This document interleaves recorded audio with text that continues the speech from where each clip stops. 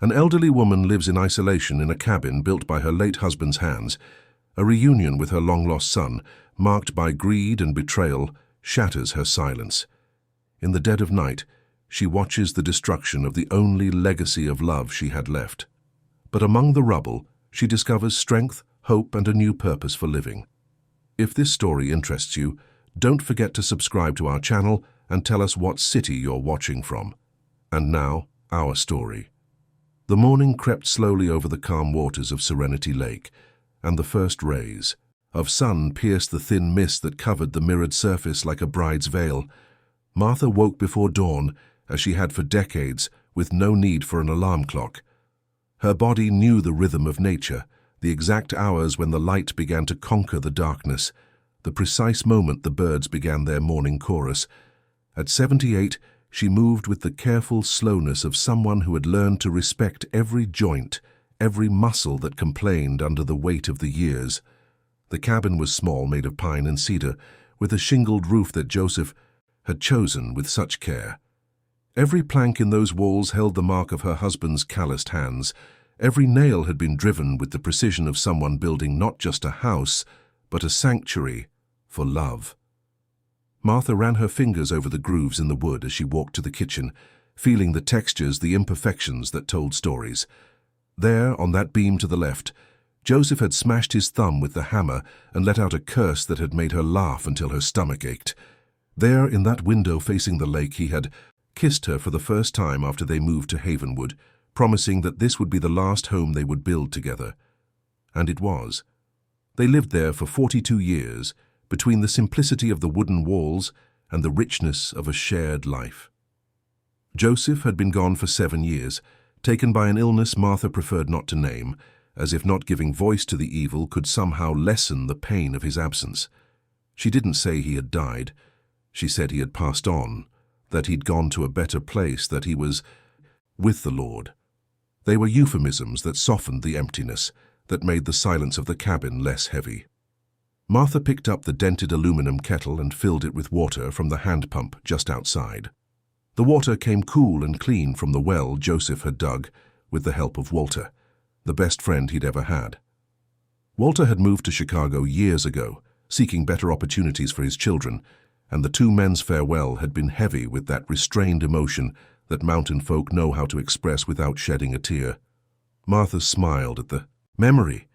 Joseph and Walter had worked together on the dam construction, hauling rocks under the scorching sun, sharing a lunch pail and dreams of a better life. While the water heated on the wood-burning stove, Martha prepared coffee in the same old cloth filter she'd used for over 30 years. The strong, sweet aroma filled the small kitchen, mingling with the smell of burning wood and the scent of wildflowers she kept in a makeshift vase made from an old jam jar. She poured herself a cup in the clay mug, the very one Joseph had made for her at a local craft workshop. The mug had a crack down the side, but Martha had never replaced it. It was her favorite, and nothing new could ever hold the same value. She sat in the rocking chair on the porch, the one that creaked in a familiar rhythm, and stayed there watching the lake awaken. The mist was beginning to dissipate, revealing the expanse of water that stretched as far as the eye could see. On the opposite shore, the Green Mountains of North Carolina formed a protective embrace around the water's surface. A few fishing boats were already gliding across the water, fishermen seeking the day's catch. Martha recognized each one. She knew the families, knew who caught the most, who sold the freshest fish at the town market. Her routine was made of small rituals that maintained her sanity and her connection to Joseph. After coffee, she watered the flowers that grew around the cabin, red geraniums, blue hydrangeas, jasmine that perfumed the nights. Joseph had planted most of them. He used to say that a house without flowers was like a heart without love. Martha talked to the plants as she watered the soil, telling them about her dreams from the night before, about the news she heard on the battery-powered radio in the kitchen. Then came time to clean the house. Martha wiped down each piece of furniture with the dedication of someone caring for sacred relics. The rustic wooden bookshelf held framed photographs with dusty glass. She would pick up each one, clean it carefully, and gaze at it for a long time. A young Joseph, with that wide smile that lit up his angular face. An older Joseph, beside her, on their silver wedding anniversary. Joseph fixing the roof, Joseph fishing, Joseph sitting in that very same rocking chair, waving at the camera with his characteristic shyness. And there were also the photos of Michael, the only child she had given birth to on a stormy night, when the midwife had barely made it to the cabin because of the heavy rain that had flooded the dirt roads. Michael as a baby, chubby and smiling. Michael as a boy, running barefoot through the yard. Michael as a teenager, too serious for his age, already with that look in his eye, searching for something beyond the limited horizon of Havenwood. Michael as an adult, in a suit and tie on the day he left for Charlotte to study business at the university. Martha sighed deeply as she held that last photo. It had been 5 years since she'd seen her son, 5 years since his last quick, hurried visit, when he'd barely stayed for an afternoon. He had arrived in a new car, talking about business, opportunities, investments. He had hardly looked her in the eye. He hadn't asked how she was, if she needed anything. He had gotten straight to the point. He wanted to know if she had thought about selling the property. That piece of land on the lake was worth money, he'd said. It could fetch a good sum, enough for her to move into a better, more modern house, maybe a condo in town. Martha had refused with the gentle firmness that characterized her personality. She explained that Joseph's soul was there, that those walls held memories that were priceless. Michael had been visibly annoyed but hadn't insisted that day. He said goodbye with a quick kiss on her forehead and a promise to return soon. He never did. The phone calls, which were already rare, became even more infrequent. Martha didn't have a cell phone, just an old landline that sat on a small table in the living room. Michael would call once in a while, always in a rush, always claiming unavoidable commitments. The conversations lasted only a few minutes. She would ask about his life, if he was eating well, if he was taking care of his health. He would respond with monosyllables, change the subject and hang up, citing urgent meetings. Martha never complained. She kept the hurt deep in her chest, where she also kept the prayers she said every night for her son's happiness. She understood that Michael was seeking a different life from the one Joseph had provided. The boy had always been ambitious, always wanted more than simplicity offered. And there was nothing wrong with that, she thought. Everyone walks the path God sets for them. But there were moments when the longing ached, moments when she would look at the empty chair beside her on the porch and imagine Michael there, drinking coffee, telling stories, laughing in that way that used to light up the whole house when he was a child. Moments when she would catch herself preparing too much. Food, as if her son might show up for lunch by surprise. The chicken and dumplings he loved so much with a side of collard greens, the homemade apple butter she'd make and keep in glass jars in the pantry. Martha's afternoons were dedicated to sewing. She mended clothes for her neighbors in the small community, made patchwork quilts that she sold at the town fair. She didn't need the money to survive. Joseph's pension, which she had inherited, was modest, but enough for her simple needs. But sewing kept her hands busy and her mind off the loneliness. Each stitch was a meditation, each finished piece a small victory against the void. In the late afternoon, as the sun began to set, painting the sky in shades of orange and pink, Martha would return to the porch. It was her favorite time of day. She would sit in the rocking chair, sometimes with a Bible in her lap, sometimes just watching the dance of light on the lake's water. The birds returned to their nests, the cicadas began their shrill song, and the wind carried the scent of the woods surrounding the property. It was on one of these afternoons that the unexpected happened. Martha was hemming a dress when she heard the sound of a car coming up the dirt road that led to the cabin. Her heart leaped. Visitors were rare here. The nearest neighbors lived miles away, and no one ever showed up unannounced. She stood up, adjusting the reading glasses that hung from a cord around her neck, and walked to the low wooden fence that marked the yard. The car that parked out front was large, modern, silver. She recognized it immediately. It was Michael's car, or at least one like it. Her heart raced. Could it really be him? The driver's door opened, and Michael got out. He looked different, thinner, with dark circles under his eyes that highlighted the exhaustion on his face. The suit he wore was wrinkled, his tie loosened. He was no longer the confident, well-dressed man she remembered from his last visit. There was something defeated in his posture, something broken in the way he moved. Martha felt a tightness in her chest. A mother's instinct never fails. Something was wrong. The passenger door opened and a woman got out. Tall, thin, with straight dark hair pulled back, in a flawless bun. She wore sunglasses too big for her face and expensive clothes that contrasted grotesquely with the simplicity of the setting.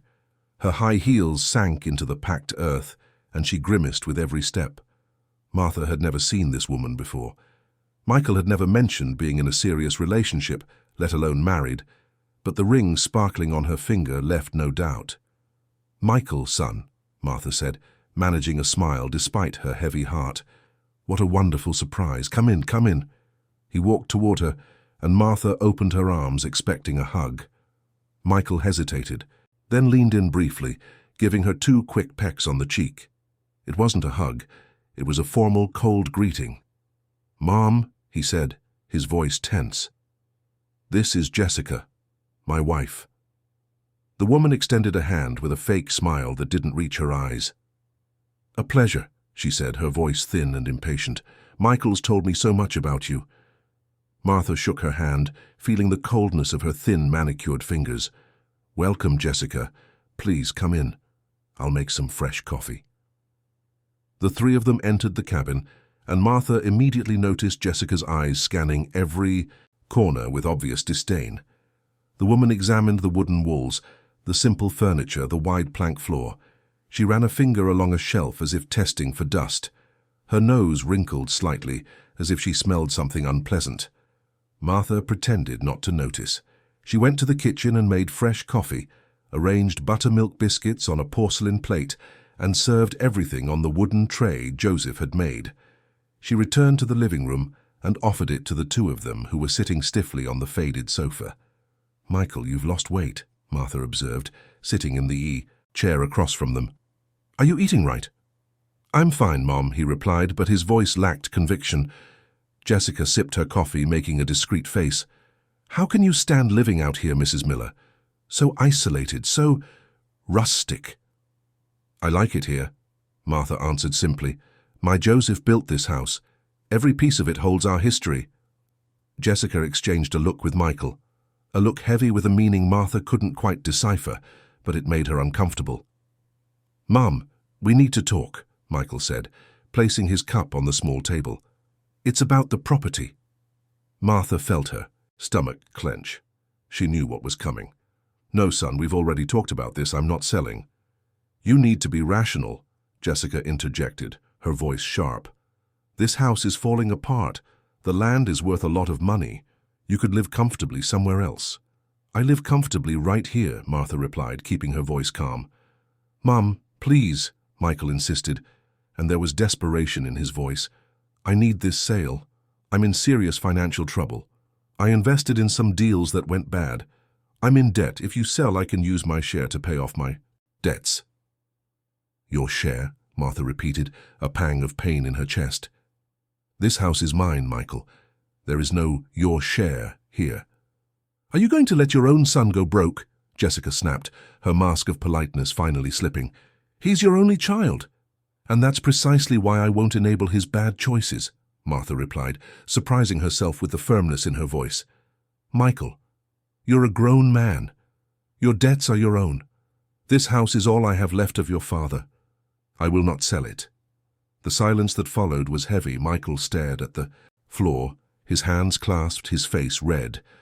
Jessica glared at Martha, her anger barely contained. "This is absurd," Jessica muttered. "You'd rather have an old house than your own son's well-being." "I'd rather honor the memory of the man who gave me this house with so much love," Martha corrected.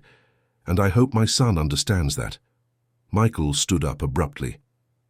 "Let's go, Jessica." The woman stood with evident relief, adjusting her expensive handbag on her shoulder.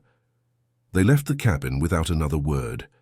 Martha followed them to the door, her heart broken into pieces. "Michael," she called out as he reached for the car door. He stopped but didn't turn around. "I love you, son, never doubt that, but I can't give you what you're asking for." He got into the car without responding. Jessica slammed her door shut. The engine roared to life and the car sped off, kicking up dust on the dirt road. Martha stood there motionless, watching the car disappear around the bend. She went back inside the cabin, her legs trembling. She sat in the rocking chair and finally let the tears fall. She cried for the distance that had grown between her and her son. She cried for the choices he had made.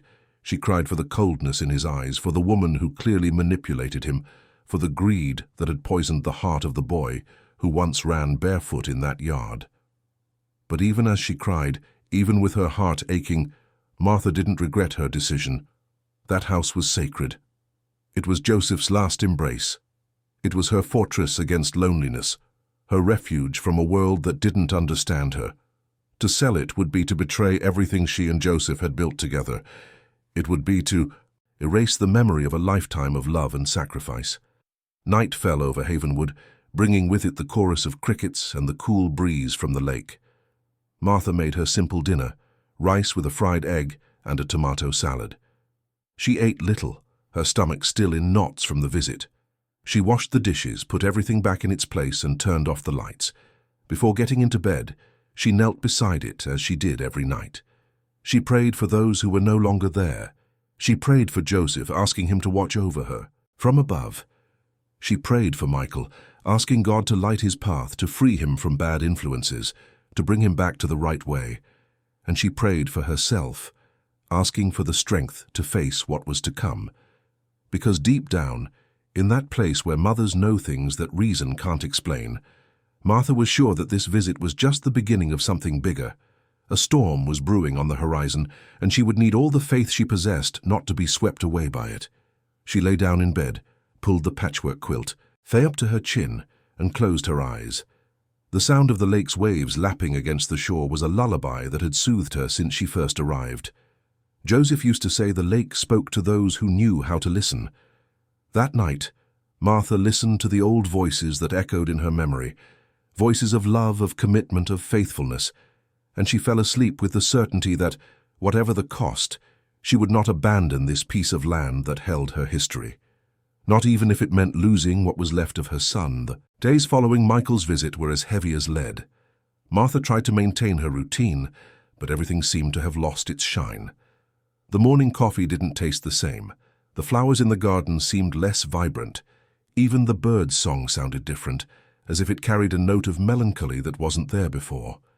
She spent hours on the porch, looking down the dirt road, half expecting, half dreading the silver car's reappearance. Her hands stayed busy with her sewing, but the stitches came out crooked, uneven. Her mind couldn't focus. She kept replaying the conversation, the expressions on Michael's face, the desperation she had sensed in his voice. There was something more behind his insistence, something he hadn't told her. At night, when the silence of the cabin became almost unbearable, Martha prayed with more fervor. She would light a candle on the small shelf that served as a makeshift altar, where a small statue of the Virgin Mary and a wooden crucifix Joseph had received from his mother rested. She would kneel there, her already sore knees protesting against the wooden floor, and talk to God as one would talk to an old friend. "Lord," she would say, in a low voice, "protect my son. I know he's lost. I know he's made choices that have led him far from me, far from the values I tried to teach him. But he's my son, Lord. He's all the blood I have left in this world. Show him the way back. Don't let greed consume his heart like I've seen it consume so many others." It was a Thursday when Irene, her nearest neighbor who lived 2 miles away, showed up for a visit. Irene was Martha's age and had a sharp tongue that spared no one. But she had a good heart and had always been a faithful companion in difficult times. "Brought you some warm cheddar biscuits," Irene announced, walking into the cabin with the familiarity of a welcome guest. "Just pulled 'em from the oven." They sat at the kitchen table and Martha made fresh coffee. Irene chewed her biscuit loudly, as she always did, and watched her friend with those sharp little eyes that missed nothing. "You look like you haven't been sleeping right," Irene observed. "Something happened?" Martha hesitated. She wasn't one to share her life with others, but Irene was trustworthy. "My son came to visit." Irene raised her eyebrows. "Michael, The one who hasn't shown his face in years. The very one. And what did he want? Irene asked, but her tone suggested she already knew the answer. He wants me to sell the house, Martha replied, her voice tired. Says he's in debt, needs the money. Irene made a disapproving sound with her tongue. That boy was always too ambitious. I remember when he was little, already wanting the most expensive toy, the nicest clothes. Joseph would even go into debt to give him what he asked for. Martha nodded sadly. I know. And maybe that was our mistake. Maybe we spoiled him too much, gave him too much, and now he doesn't know the value of simple things. And you said no, I imagine. I did. This house is all I have of Joseph. I'm not selling it to cover debts I didn't make. Irene squeezed Martha's hand across the table. You did the right thing, friend. This house is sacred. And if Michael doesn't understand that, that's his problem, not yours. After Irene left, Martha felt a little better.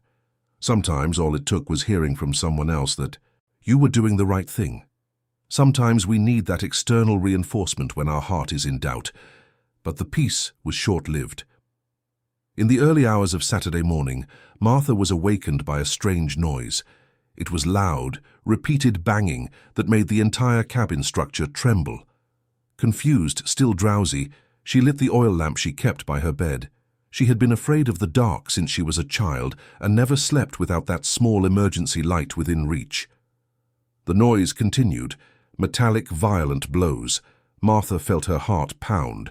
Was it an animal trying to get in? A burglar? She got up with difficulty, wrapped her robe over her nightgown and walked toward the sound. The sight that met her when she reached the living room was heartbreaking. Michael was there, in the middle of the night, wearing only jeans and a t-shirt with a large sledgehammer in his hand. He was smashing the walls of the cabin, tearing out planks, breaking the wood that Joseph had nailed with such care. Pieces of the wall already lay on the floor. There were huge holes where there had once been solidness. Michael, for God's sake, what are you doing? Martha screamed, running toward him. He turned and she saw that he was crying. His face was contorted in a mixture of rage and despair, tears streaming down his sweaty cheeks. He no longer looked like the son she knew. He looked like a stranger possessed by demons she couldn't comprehend. I need this money, Mom, he said, his voice hoarse. You don't understand. They're going to take everything from me. My condo, my car, everything. Jessica is going to leave me. I'm going to lose everything. Stop, son, stop this, Martha pleaded, trying to grab his arm. But Michael was stronger. He pulled away and continued smashing. Each blow of the hammer was like a blow to Martha's heart. Each plank that came loose took a piece of her memories with it. Your father nailed this beam here when you were 5, she cried, pointing. On that wall he marked your height every birthday. Please, Michael, don't destroy our history. But he wasn't listening. He was blinded by urgency, by the desperate need to escape his own mistakes. He continued smashing, now at the support beams. The cabin began to creak, to groan like a living thing in pain. Martha tried to get closer again, but at that moment, part of the roof gave way. She had to step back to avoid being hit by the falling shingles. The sound was deafening. Michael didn't stop. He seemed to be in a trance, in a state of blind fury that prevented him from seeing the destruction he was causing. When he finally stopped, exhausted, the cabin was in ruins. The main walls had enormous holes. The roof was half collapsed, doors torn from their hinges. 42 years of history destroyed in a single night of madness. Michael dropped the sledgehammer, which fell with a dull thud to the floor. He looked around as if waking from a nightmare, only then realizing what he had done. His face turned pale. Martha was leaning against the outer wall, trembling, not from cold, but from shock. Her legs could barely support her. She slid down until she was sitting on the dirt floor, her back against the rough wood. Silent tears streamed down her wrinkled face, each one carrying decades of love, dedication, and memories that now lay scattered like broken glass. Michael walked toward her, stumbling.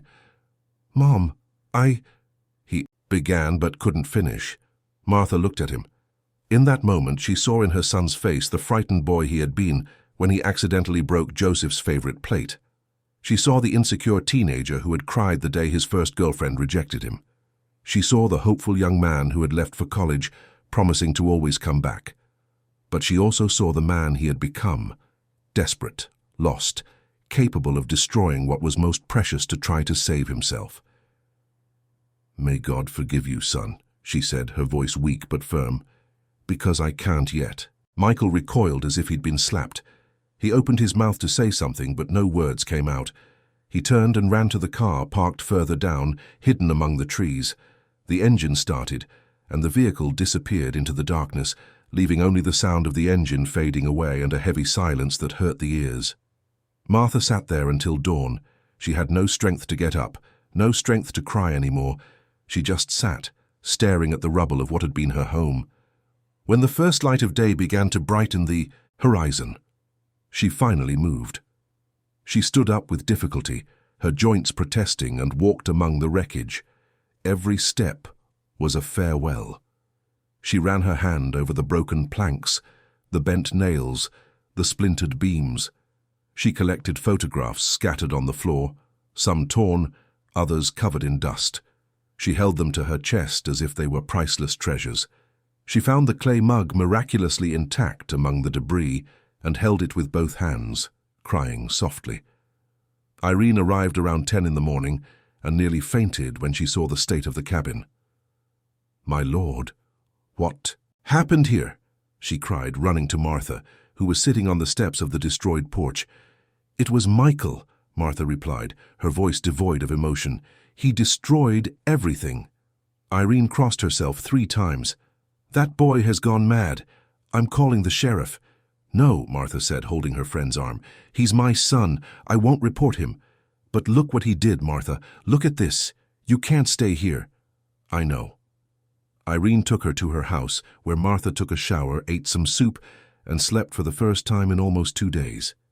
She slept heavily, dreamlessly, as if her body needed that rest to process the trauma.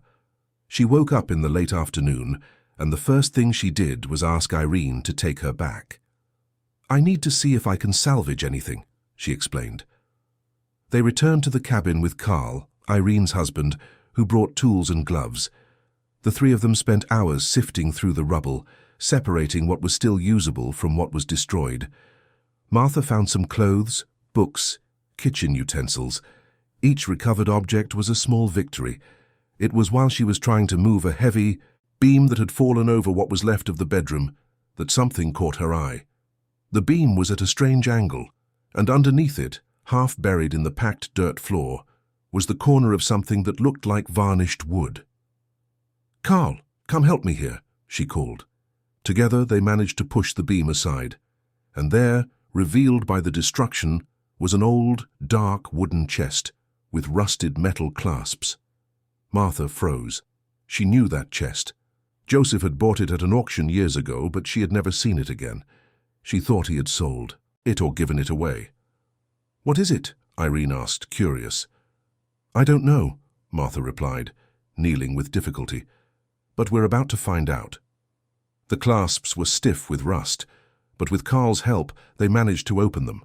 The lid creaked as it was lifted, releasing a smell of must and old wood. Inside, protected by cloths that had once been white but were now yellowed with age, were documents, letters tied with string, and a few objects wrapped in old newspaper. Martha picked up the first envelope with trembling hands. It was addressed to her but had never been opened. The handwriting was Joseph's. She would recognize that script anywhere. With trembling fingers she opened it and began to read. The letter explained everything.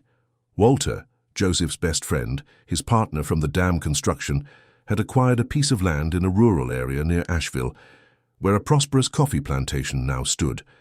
But Walter had needed to leave for Chicago for family reasons, and before he left, he had registered the property in Martha's name. It was a debt of gratitude, Joseph explained in the letter. Walter owed his life to Joseph, who had saved him from an accident at the construction site years ago. But Joseph, too proud to accept help even when they were struggling, had never told her.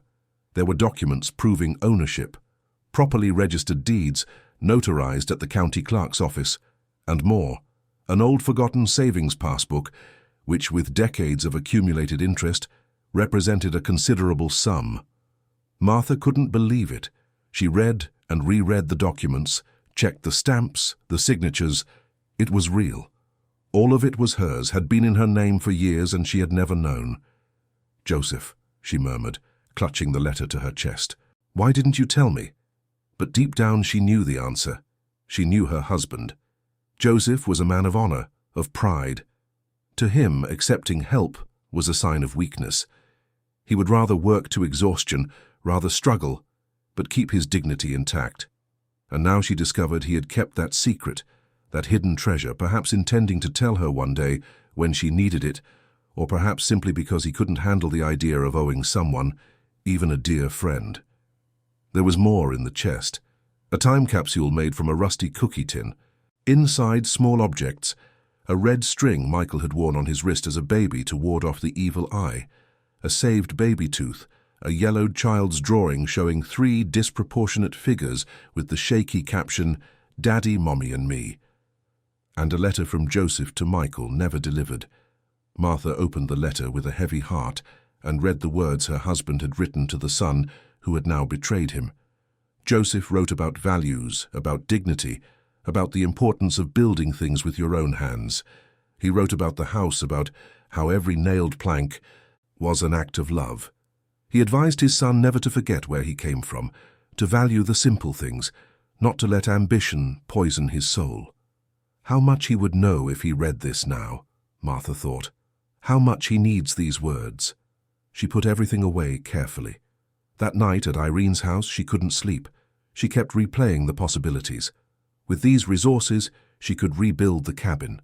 She could make it better, stronger. She could even help Michael, pay his debts, get him out of the hole he had dug for himself. But would that be the right thing to do? Would that be what Joseph would have wanted? Wouldn't giving Michael money just feed the very thing that had destroyed him? The idea that there would always be someone to rescue him from his bad choices.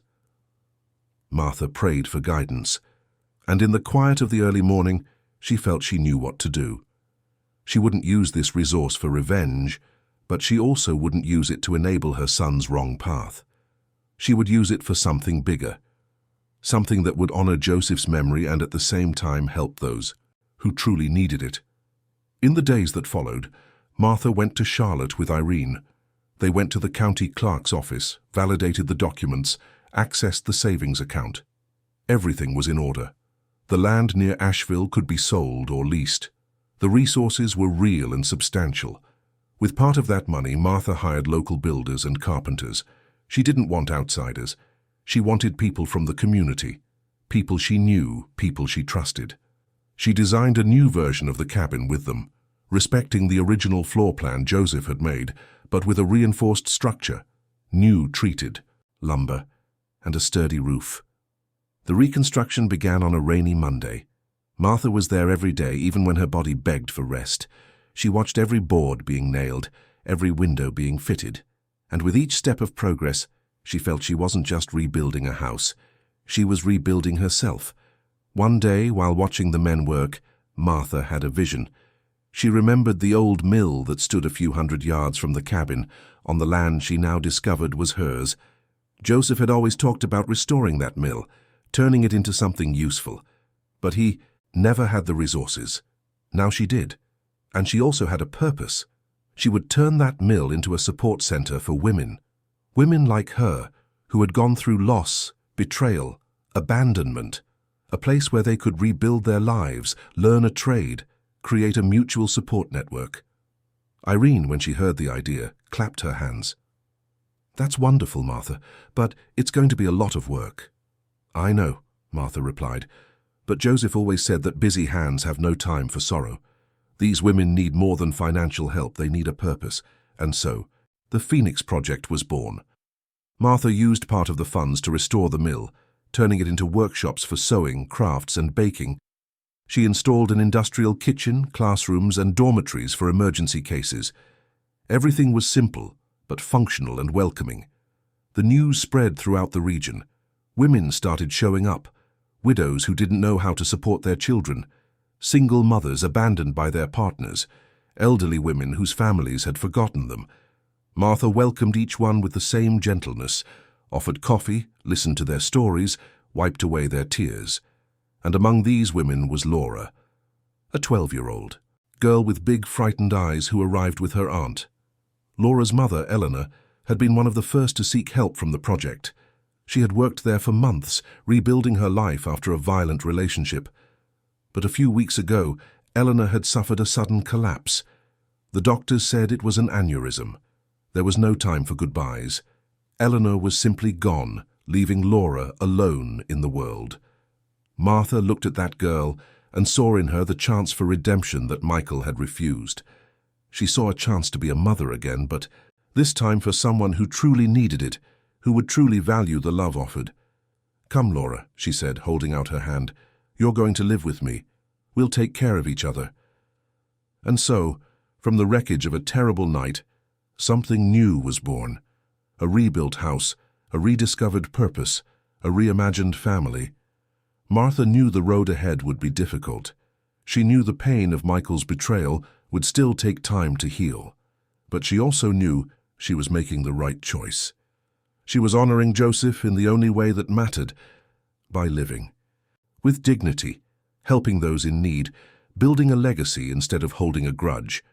The cabin rose like a phoenix from its own ashes, but better, stronger, more beautiful. The new walls exuded the characteristic scent of treated wood, and large windows let in the sunlight that danced on the varnished plank floors. Martha had insisted on keeping the essence of Joseph's original design, but with improvements that time and technology allowed. The new roof, with high-quality ceramic shingles, promised to withstand decades of rain and storms. The porch was expanded, with enough space for several rocking chairs where women could sit together, talk, knit, or just be. Laura adapted to her new life with an ease that both surprised and broke Martha's heart. The girl was quiet, almost silent, as if she had learned early on not to make too much noise. In the first few days, she would wake up in the middle of the night from nightmares, crying out for Eleanor. Martha would rush to the little room she had prepared for her, turn on the light, and hold the girl in her arms until the sobs subsided. "It's okay, my child," Martha would murmur, rocking her gently. "Your mother is with God now, at peace, and I'm here. I'll take care of you, I promise." As the weeks went by, the nightmares became less frequent. Laura began to open up, little by little. She helped Martha with chores around the house, swept the porch, watered the flowers, set the table for meals. She didn't talk much, but her large, expressive eyes said everything her words couldn't. Martha enrolled her in the Havenwood Public School. On the first day, Laura squeezed her hand so tightly it left marks. "I'm scared," she whispered. "What if nobody likes me?" Martha knelt in front of her, adjusting the new school uniform they had bought the day before. "Laura, you are a beautiful, smart, and brave girl. Anyone would be lucky to be your friend. And if someone doesn't see that, it's their problem, not yours." The girl swallowed hard and nodded. She walked into the school with her shoulders back, trying to look more confident than she felt. Martha stood at the entrance until she disappeared down the hall, her heart tight with that feeling of letting someone precious go. Meanwhile, the mill was transforming day by day. Walter, when he heard through mutual acquaintances about the tragedy Martha had suffered and the inheritance that had been discovered, left Chicago immediately.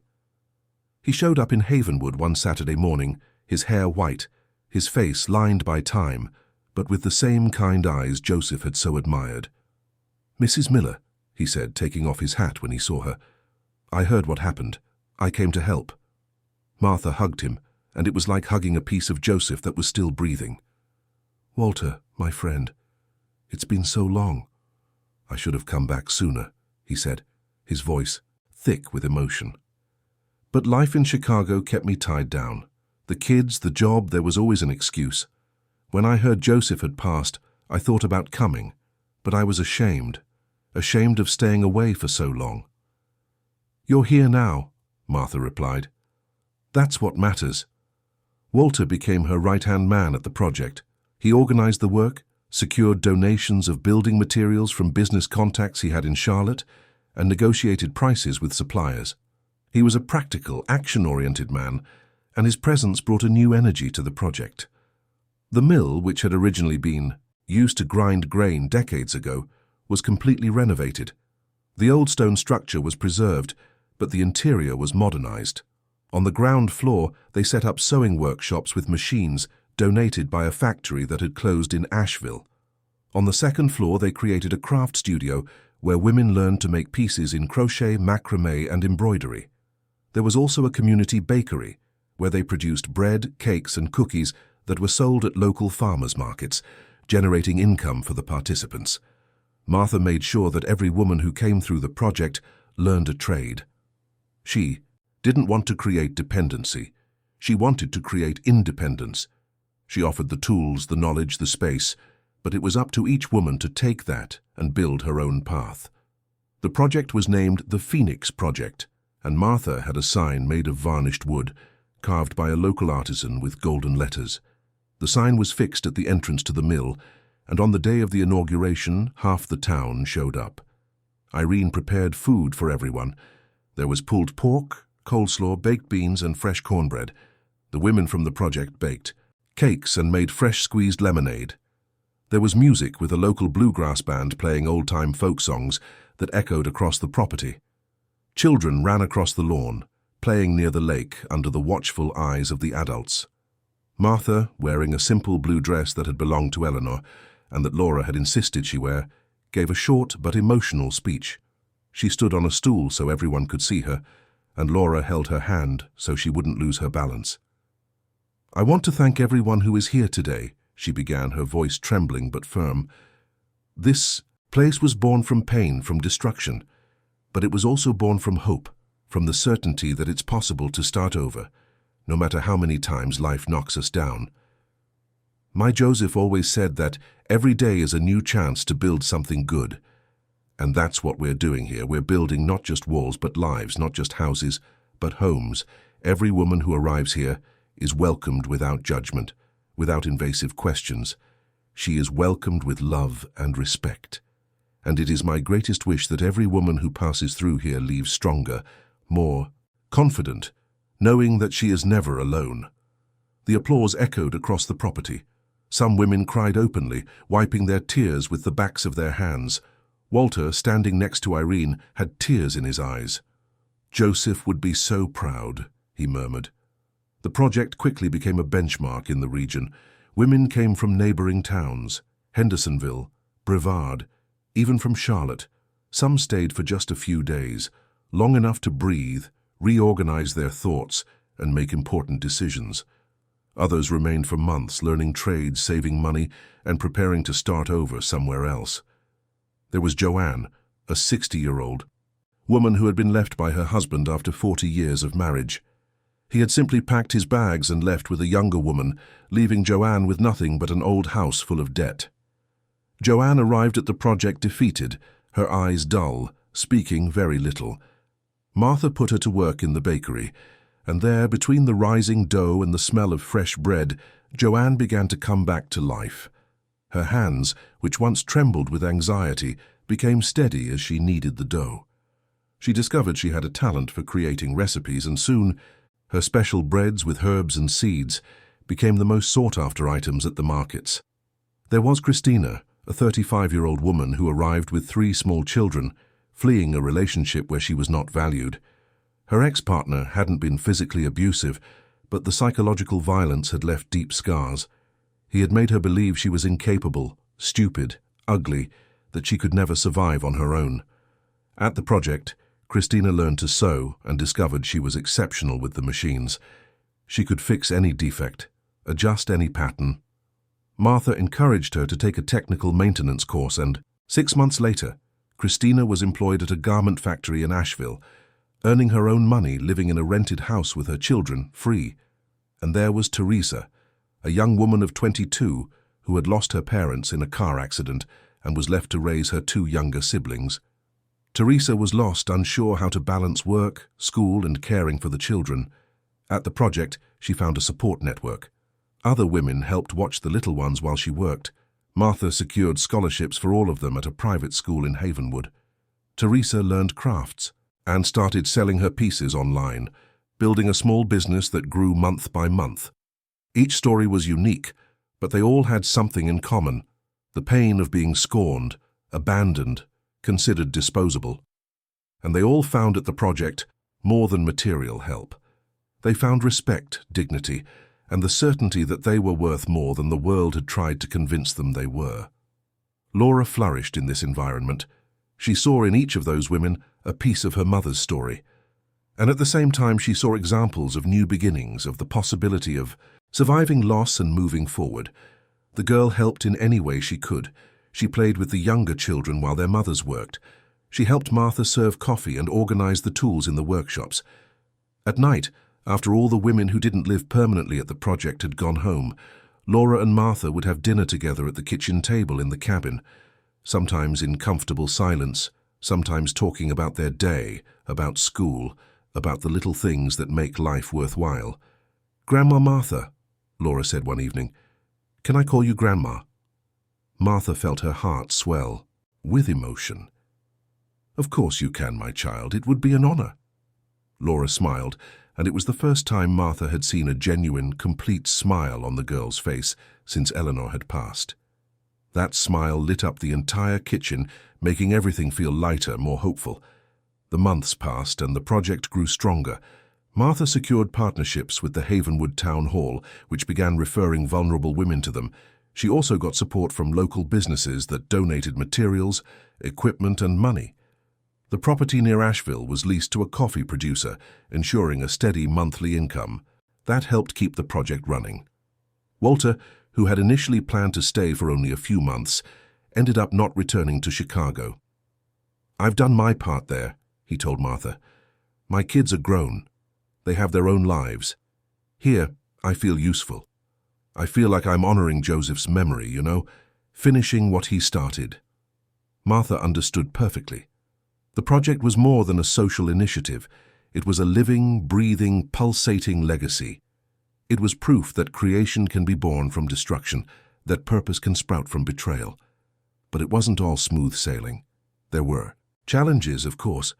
There were times when money was tight, and Martha didn't know how she would pay the next month's bills. There were conflicts among the women, disagreements on how to do things, heated arguments. There was an attempted robbery by an ex-partner of one of the women, which was thwarted by Walter and other men from the town who came to help. Through it all, Martha remained steadfast. In difficult times, she would go to the small room she had set up as a little chapel in a corner of the mill. There was only a statue of the Virgin Mary, a crucifix and a chair. She would sit there, close her eyes, and talk to God as she always had. She asked for strength, wisdom, patience, and she always felt she received exactly what she needed. Laura, watching Martha handle each crisis with such serenity, learned valuable lessons about resilience. She saw that being strong didn't mean not feeling fear or pain, but rather continuing in spite of them. She saw that kindness was not weakness, that turning the other cheek wasn't about letting people walk all over you, but about choosing to respond with grace instead of vengeance. One October afternoon, almost a year after the cabin's destruction, Laura came home from school with an essay she had written. The topic was My Hero, and the teacher had asked the students to write about someone they admired. Laura handed the notebook to Martha, her cheeks flushed. "I read it to the whole class," she said, "and the teacher cried." Martha began to read. Laura's handwriting was neat, each word chosen with care. The girl had written about her, about how Martha had lost everything but had rebuilt not just her home but an entire community, about how she had turned pain into purpose, about how she helped so many women find their own strength. She ended by saying, "My grandma Martha isn't a superhero with a cape, but she's the most real hero I know. She taught me that starting over is always possible, and that love doesn't end when someone leaves, it just changes form." Martha finished reading with tears streaming down her face. She pulled Laura into a tight hug. "You have no idea how much this means to me, my child." "I love you, Grandma," Laura whispered. "Thank you for choosing me." "I'm the one who should thank you," Martha replied. "You gave me a new reason to wake up every morning." That night Martha had trouble sleeping, not from anxiety or worry, but because she was processing everything that had happened in the last year. How her life had been turned upside down, how Michael's betrayal, which had seemed like the worst thing that could happen, had ended up opening doors she never knew existed. She thought of her son with a mixture of sadness and forgiveness. She knew that somewhere he was dealing with the consequences of his choices. Part of her hoped he would show up, apologize, try to fix what he had broken. Another part knew that might never happen, and she tried to make peace with that possibility. She got out of bed and walked to the porch. The full moon illuminated the lake, turning the water into liquid silver. The mill in the distance was an imposing silhouette against the starry sky. From inside, she could hear low voices, soft laughter. Some of the women who lived there permanently were awake, talking, keeping each other company. Martha smiled. This was exactly what Joseph would have wanted. Place where no one was alone, where loneliness and despair found refuge, warmth, hope. A place where scorned women discovered their own worth. She heard footsteps behind her and turned. It was Laura in her nightgown, rubbing her eyes. "Are you okay, Grandma?" "I am, my child. Just thinking about life." Laura came closer and leaned against her, resting her head on Martha's shoulder. They stood there in silence, looking at the lake, listening to the nocturnal sounds of nature. "Grandma, do you think my mom is proud of me?" Laura asked, her voice small. Martha tightened her embrace. I'm absolutely sure of it, my child. Your mother is in heaven looking down at you, seeing the beautiful, strong girl you're becoming, and smiling with so much pride that the stars get jealous." Laura laughed softly. "And your Joseph, do you think he's proud of you?" Martha looked up at the sky, at the stars that twinkled like diamonds scattered on black velvet. "I think so, Laura. I hope so. I'm trying to honor what he built, what he believed in. I'm trying to be worthy of the love he gave me." "You are," Laura said with conviction. "You're the most worthy person I know." They went back inside, hand in hand, and Martha tucked Laura into bed, pulling the blanket up to the girl's chin. She gave her a kiss on the forehead. "Sleep well, my princess." "Good night, Grandma. I love you." "I love you too, my child." Martha returned to her room with a full heart. She had lost a son to greed, but had gained a daughter through compassion. She had lost a house to destruction, but had built a much larger home. She had lost her husband to death, but kept his spirit alive in every wall raised, in every woman helped, in every life transformed. And as she fell asleep, she was certain that no matter what the future held, she was prepared. She had faith, she had purpose, she had love. And with those three things, anything was possible. Winter arrived in Havenwood, bringing with it misty mornings and cold afternoons that called for blankets and hot tea. 2 years had passed since the project's inauguration, and the place was thriving. The mill now housed 23 permanent residents and welcomed others daily who came just for the workshops. The bakery's production had tripled, the crafts were sold in shops as far as Charlotte, and 3 women had already managed to start their own small businesses and leave to live independently, always keeping in touch and returning to help the newcomers. Martha, now 80, moved more slowly. Her joints complained with every movement, especially on cold mornings, but her mind remained sharp, her eyes still attentive to every detail. Laura, now 14, had become her shadow and her support. The girl helped with everything, from getting up early to make coffee to organizing the project's spreadsheets on the computer Walter had bought and taught them both to use. It was a July morning, the sky heavy with grey clouds promising rain, when the car pulled up in front of the cabin. Martha was on the porch, wrapped in a wool shawl, drinking her morning coffee when she recognized it. It was the same silver car, but now with dents in the body, the front bumper held on with wire, the paint peeling in several spots. Her heart sped up. Michael. After 2.5 years, he had returned. The driver's door opened with difficulty, creaking. Michael got out and Martha had to hold her breath. The man who emerged from that car barely resembled the son she remembered. He was too thin, his face gaunt, with several days' worth of stubble. His clothes, once expensive, were now shabby, with stains and poorly mended tears. He wore old sneakers, one of them missing a lace. He looked as if he had aged 10 years in 2. Michael walked slowly to the fence, each step seeming to take immense effort. He stopped on the other side, not daring to enter. His eyes, once full of ambition and haste, now held only shame and regret. "Mum," he said, his voice hoarse, Martha didn't answer immediately. She studied her son, saw in him complete defeat, the humiliation of someone who had fallen from the top and hit rock bottom. Part of her wanted to run and hug him, as any mother would. Another part remembered the planks being broken, the house collapsing, the tears she had shed. "Come in," she said finally, her voice neutral. Michael opened the gate and walked to the porch. He climbed the steps carefully, as if afraid they would give way under his weight. He stood there, not knowing what to do with his hands. "Sit down," Martha said, pointing to one of the chairs. He obeyed. The silence between them was heavy, laden with years of unsaid grievances, of words that needed to be spoken, but that neither of them knew how to begin.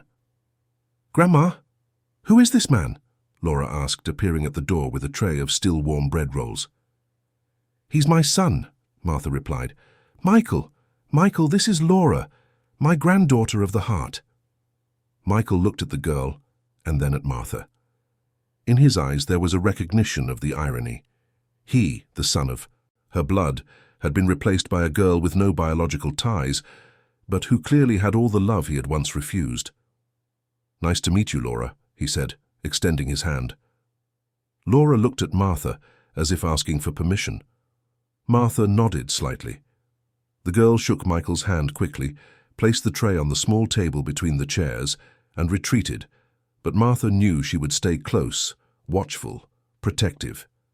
"Eat," Martha offered, pushing the tray toward him. "You look like you haven't eaten properly in a long time." Michael took a roll with trembling hands and began to eat. He ate too quickly, almost choking, his eyes welling up. When he finished the first, he took another, and then another. Martha poured him coffee, and Michael drank it as if it were the first hot thing he'd had in days. When he was done, he wiped his mouth with the back of his hand, and finally found the courage to look at his mother. "I'm sorry," he said, and his voice broke. "I'm sorry for everything, Mom. For the greed, the ingratitude, for destroying what was most important, for betraying your trust, your kindness, for being so blind and so stupid." Tears began to stream down his face uncontrollably. He made no effort to wipe them away. He let them fall, each one carrying a bit of the weight he had borne for 2 years. "What happened to you, Michael?" Martha asked, keeping her voice steady despite her breaking heart. "Everything fell apart," he replied. "After that night, I tried to sell the inheritance papers I thought you had. I didn't know you'd found the chest. I got fake documents, paid everything I had left to con artists who promised to split the profit. They disappeared with the money. Jessica left me the next day, took everything that was left. The bank foreclosed on the condo. The car is about to be repossessed too. I lost my job because I couldn't focus on anything. I spent months living on the street, sleeping in shelters, eating at soup kitchens. I tried to get work in construction, at a grocery store, anything, but nobody wanted a middle-aged man with no references, no recent resume." He paused to breathe, his chest rising and falling with difficulty. "Then a few months ago I got a job at a mechanic's shop. It doesn't pay much, but it's honest. I saved every penny, and I came to ask for your forgiveness. I don't expect you to forgive me, I don't deserve it, but I needed you to know that I understand now. I understand the value of what I destroyed. I understand that you can't measure in money what's built with love and sacrifice." Martha was silent for a long time. She looked at her son, truly saw him for the first time in years. She saw not the ambitious, greedy man he had been, but the broken boy who needed to be put back together. She saw not the destroyer of the house, but someone who had also been destroyed and was now seeking to be rebuilt. "I forgive you, Michael," she said finally. He sobbed, covering his face with his hands. "Thank you, Mom. Thank you." "But," Martha continued, and he looked up at her, "forgiveness, like this house, had to be rebuilt. And you need to understand that forgiving doesn't mean forgetting, nor does it mean things will go back to how they were. They won't. They can't. But we can build something new if you're willing to work for Timay. I am," he said without hesitation. "I'll do anything." Martha stood up carefully, leaning on the arms of the chair. "Come with me." Michael followed her. They walked to the mill, and with each step, Martha told him the story. She told him about finding the chest, about Walter's gift, about the decision to rebuild not just a house but an entire community. She told him about the women she had helped, about Laura, about the purpose that had been born from the destruction. When they reached the mill, Michael stopped and stared, dumbfounded. "You did all this?" he asked. "I didn't do it alone," Martha corrected. "It was the work of many people, but yes, this was born from that terrible night. It was born from the rubble you left behind." She took him inside, introduced him to the women working there. Some looked at him with suspicion when Martha explained who he was, others with pity when they saw his condition. Michael kept his eyes down, ashamed. "You can work here," Martha said. "We're building new houses at the back of the property for some of the women. We need hands to carry materials, dig foundations, raise walls. The pay is symbolic, barely enough for food, but you'll have a place to sleep in the shed where we keep the tools, and food on the table 3 times a day. And you'll have the opportunity to rebuild not just houses, but yourself." Michael looked at his mother with gratitude and disbelief. "You're giving me a chance." "I'm giving you the opportunity to work for your forgiveness," Martha corrected. "Every board you nail is a silent apology. Every wall you raise is a way to fix what you broke. It won't be easy. You'll be humbled, judged, you'll have to prove your worth. But if you can take it, if you really want to change, this is the place." Michael fell to his knees right there, in the middle of the mill, with all those women watching. "Thank you, Mum. I promise I won't let you down again." "Don't promise me," Martha said, helping him to his feet. "Promise yourself." Michael's first few months at the project were brutal. The other construction workers, local men who knew the story, treated him with disdain. They gave him the heaviest tasks, the dirtiest jobs. Michael carried bags of cement under the scorching sun, dug holes for septic tanks, cleared debris. He would end the day exhausted, his hands calloused and bleeding, his body aching in places he didn't know existed. But he never complained. He woke up before dawn, had a quick breakfast, and went to the construction site. He worked all day, taking breaks only for lunch and water. At night he ate in silence in the mill's dining hall, exchanged few words, and returned to the shed where he slept on a makeshift bed of planks and a thin mattress. Laura watched him from a distance, curious and suspicious. One day she approached him as he was washing the tools at the end of the day. "Why did you do it?" she asked, without beating around the bush. "Why did you destroy Grandma's house?" Michael stopped what he was doing and looked at the girl. "Because I was greedy and stupid," he answered honestly. "Because I thought money was worth more than love, that memories could be exchanged for numbers in a bank account. And do you still think that now?" "No," he said. "Now I understand that I destroyed something irreplaceable. And I'm trying to fix it, even though I know I can never give back what I took." Laura studied him for a moment. "Grandma Martha says everyone deserves a second chance. I hope you don't waste yours." "I won't," Michael promised. Slowly, very slowly, things began to change. The other workers, seeing that Michael was truly dedicated, that he didn't complain, that he did his work without drama, began to soften. They didn't become friends, but they stopped the cruelest taunts. Sometimes they would even offer him water without him asking, or explain a better technique for doing something. The women of the project also began to accept his presence. They saw that he respected boundaries, that he didn't enter the mill without permission, that he kept his eyes down and his posture humble. Some began to greet him in the morning. Others left extra plates of food for him, knowing he was working so hard. Martha observed everything from a distance without interfering. She knew Michael needed to earn respect on his own merit, not through her influence, but pride was growing in her heart as she saw her son truly changing, truly trying. 6 months later, the first new house was finished. It was small, 2 bedrooms, but solidly built. On the front wall, the women had painted a colorful mural of flowers and birds.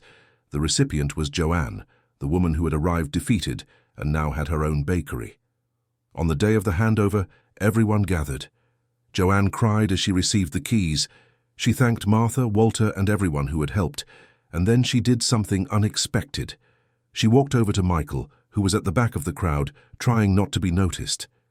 "You helped build my home," she said, "and I know you destroyed your mother's. But I see you trying, I see you changing. That counts, that matters." She extended her hand. Michael, with tears in his eyes, shook it.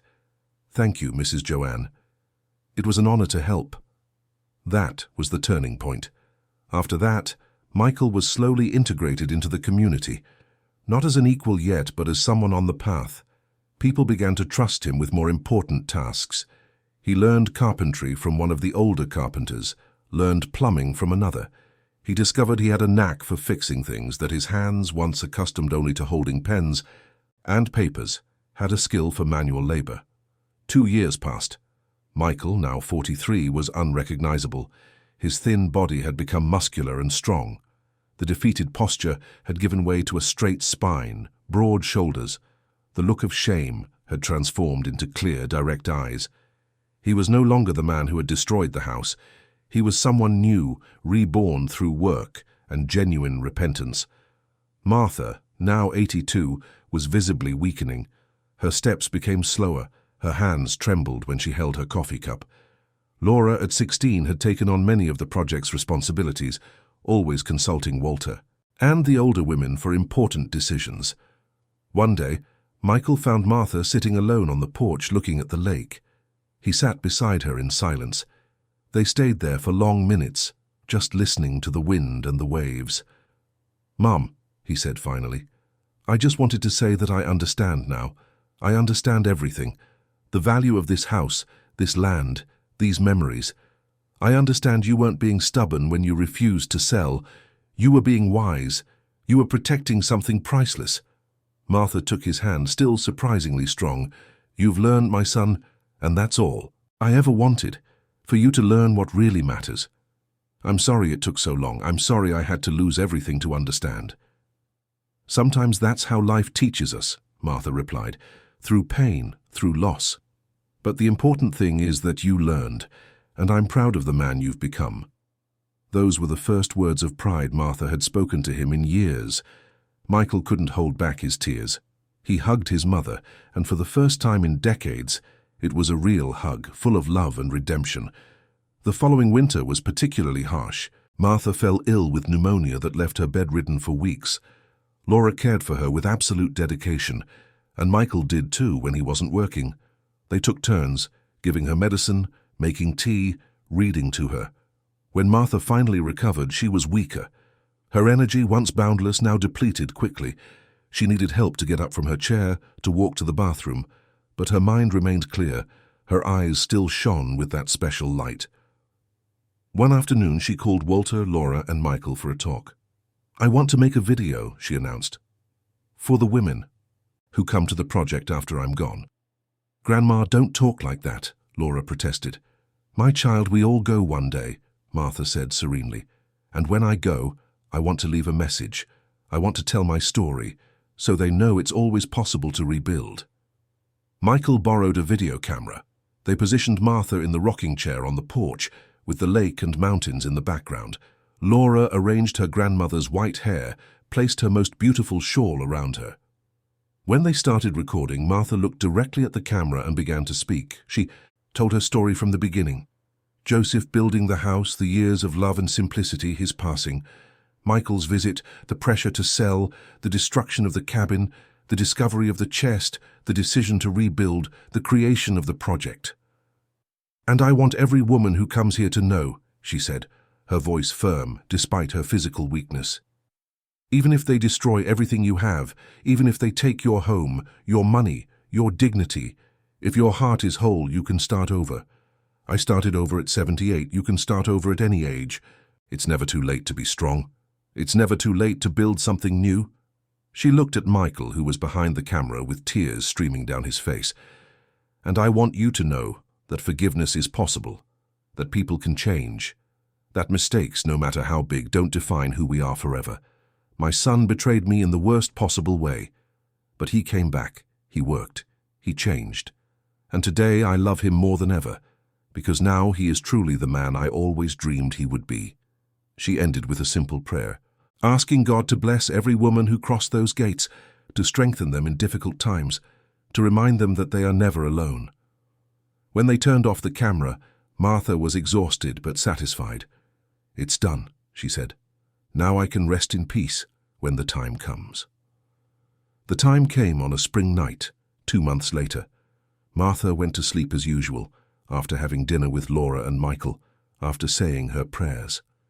In the morning, she simply didn't wake up. She had passed in her sleep peacefully without pain. The entire town attended the funeral. Hundreds of people filled the project grounds. Every woman she had helped was there. Joanne closed her bakery for the day. Christina came from Asheville with her 3 children. Teresa brought the 2 siblings she had raised. And there were so many others, each with her own story, each owing a piece of her new life to Martha. Michael cried without shame. He hugged Laura, who was sobbing inconsolably. "I should have had more time with her," he lamented. "I should have been a better son sooner." "You were in the end," Laura comforted him, "and she knew it. Grandma died. Happy because she saw you change. That was worth everything." Walter, at 84, spoke at the funeral with a choked voice. "Martha was the strongest woman I ever knew," he said. "Not because she never fell, but because she always got back up. Not because she was never hurt, but because she turned every wound into strength to help others. Joseph, my old friend, you chose well. And wherever you are now, know that your wife honored every second you had together." After the burial in the small Havenwood cemetery, where Martha was laid to rest beside Joseph under the shade of a dogwood tree, everyone returned to the project. The women organized a community lunch, a celebration of Martha's life, rather than just mourning her passing. Michael, Laura, and Walter gathered in the project office to read the will Martha had left. It was simple, direct. The cabin went to Laura. The project would continue as a non-profit organization managed by a board consisting of Laura, Michael, and 3 of the oldest resident women. The funds from the Asheville property would continue to finance operations, and there was a personal letter for Michael. He opened it with trembling hands and read it aloud so Laura and Walter could hear. "My son," Martha had written, "if you are reading this, it means I have gone to join your father. Don't cry too much for me. I lived a long life, full of ups and downs, but in the end, full of purpose. I want you to know that I am immensely proud of the man you have become. I saw you fall into the deepest pit and then climb back out through your own effort. That is more admirable than never having fallen at all. Keep working at the project. Keep helping the women who arrive lost. You know what it's like to be lost and what it's like to find your way back. Use that experience to be a light in someone else's darkness. Take care of Laura as if she were your own daughter. She is a gift life gave me in my final years. And take care of yourself. You deserve to be happy, my son. You deserve peace. You deserve love. Forgive yourself completely, as I have forgiven you. With all my eternal love, Mom." Michael folded the letter carefully and placed it in his pocket over his heart. "I will do everything she asked," he promised. "I will dedicate my life to honoring her memory." And he did. In the years that followed, Michael became the central figure of the project. He coordinated the construction, managed the resources. But more importantly, he became a mentor to other men who showed up broken, seeking redemption. He told his own story without shame, using his scars as lessons. Laura grew up to become a social worker, specializing in working with women who were victims of domestic violence and abandonment. At 25, she officially took over as director of the project, but always with the support of Michael and Walter. The local artisan carved a plaque of fine wood with hand-carved letters filled with gold leaf. The plaque read, "Here, a woman turned betrayal into purpose. Here, she was reborn and taught others to do the same. In memory of Martha, who showed us it's never too late to start over." The plaque was fixed to the entrance of the cabin, and it became a tradition for every woman who arrived at the project to read those words before entering. Many cried as they read, others smiled, finding hope in that simple but powerful message. The video Martha had recorded was shown during the first week to every new resident. In a room specially prepared for this, with comfortable chairs and boxes of tissues always on hand, the women watched that elderly woman tell her story of loss and reconstruction. Many left transformed, with a spark of hope they didn't have when they arrived. The project grew. New houses were built. Partnerships with universities were established, bringing psychologists, lawyers, and teachers to provide support. A therapeutic garden was created, where women could plant and care for flowers and vegetables, rediscovering the joy of making something grow. Michael, now 50, had married Isabel, a teacher who had come to teach literacy classes at the project and had fallen in love not only with him, but with the work they did there. They had a son, whom they named Joseph, in honor of the grandfather the child would never know. And Michael raised Joseph with the values his mother had tried to teach him, and that he had only learned too late. Humility, compassion, the value of simple things. Walter lived to be 92, working at the project until the very end. When he passed, he was buried next to Joseph and Martha, forming a triangle of friendship and love that transcended death itself. Laura never married, dedicating her life completely to the project. But she never felt alone. She had hundreds of women she considered sisters. She had Michael and Isabel as family. She had little Joseph as a nephew. And she had the living memory of Martha guiding every decision she made. 20 years after Martha's death, the project had helped over 1,000 women. Some stayed for days, others for months, but all left changed. They took with them not just practical skills, but something more important. The certainty that they were valuable, that they deserved dignity, that they could rebuild their lives as many times as necessary. The town of Havenwood was transformed as well. The project brought attention, resources, and compassionate tourism. People came from all over the country to see the place where a 78-year-old woman had decided she would not be defeated by betrayal and destruction. They came to see the houses that were built, the restored mill, the cabin that had been destroyed and reborn stronger. And in every corner of that place, in every wall raised, in every window installed, in every flower planted, lived the spirit of Martha. The woman who had lost everything but refused to lose herself. The woman who had turned rubble into foundations, betrayal into purpose, pain into power. At the entrance to the project, just below the carved wooden plaque, someone hung a quote Martha used to say, "Forgiveness doesn't erase the past, but it enlarges the future." And that was exactly what happened there, every single day. Futures being enlarged, lives being rebuilt, hopes being reborn. And so, between the calm waters of Serenity Lake and the green mountains of North Carolina, Martha's story lived on, not as a dusty memory, but as a living, pulsating force that inspired every person who crossed those gates. A story that it's never too late to start over, that forgiveness is possible, that the best can be born from the worst. A story that even when all seems lost, if your heart is whole, you can always rise again. Always. Dear listeners, we hope Martha's story has deeply touched your heart. If you were moved by this journey of pain, forgiveness, and rebirth, leave a like, subscribe to the channel, and tell us in the comments what marked you the most. Did you identify with Martha's strength? With Michael's redemption? With Laura's pure love? Share with us. Every day, we bring intense stories like this one, revealing the deepest side of the human soul, reminding us that it's always possible to start over, no matter how many times life knocks us down. We'll see you in the next episode with another story that will stir your emotions and make you reflect on what truly matters in life. Until then, remember, where there is life, there is hope. As long as there is love in your heart, it's possible to build and rebuild as many times as necessary.